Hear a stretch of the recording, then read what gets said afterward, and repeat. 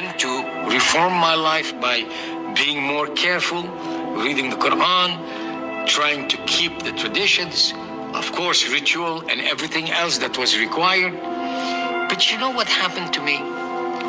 The more I embraced this, the more I tried, the more I began to discover that something simply was not gelling, something was not working.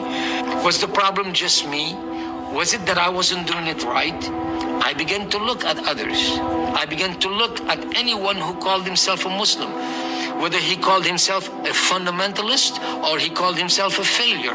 From one F to the other, I looked at the whole gamut of Muslims and every type possible, and I noticed the same thing in their life that was in my life. That there was no assurance of the forgiveness of sin, that there was fundamentally no peace, although we constantly spoke of peace. That honestly, in my heart, as well as the heart of my Muslim friends then, though we said 5 times a day and 1,000 times in other occasions, Ar-Rahman Ar-Rahim, we were never very sure that Allah was on our side. We did not know what He decreed for us. Maybe He decreed evil for us. Maybe He decreed good for us. We did not know. We had no assurance of anything. And in that context, the struggle to reform one's life became a lonely one, an arduous one, a difficult one, at which not only I failed, but honestly, all the Muslims I knew were failing at it. We all know how to have a nice facade of religiosity and speak eloquently to issues if we have to. But the truth of the matter is that Allah sees our hearts, and He saw mine, and I looked at my heart and I knew that I was not finding the answer in religion as such. What is there more than the deen? What is there more than iman? What is there that I needed that would take me to the next level, to the next step? I did not know. Where would I turn? What Isa al-Masih came to put before us was not just a set of rules or laws or things that bring forth as meritorious deeds, such as whether we call it prayer or giving alms or anything else.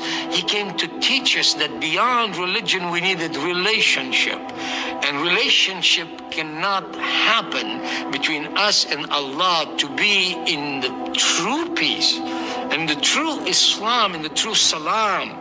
We cannot have that without there being first a reconciliation. This is what is taught, to have reconciliation, reconciled in the heart. This is what I learned through the message of Isa al-Masih that someone shared with me. That person, in fact, the first time that person talked to me, I was very angry with that person, saying, do not talk to me about such religious issues. Who are you? And that's when I learned that there's a great deal of difference between those who would say that they are following the Bible and those who are true followers of Isa al-Masih.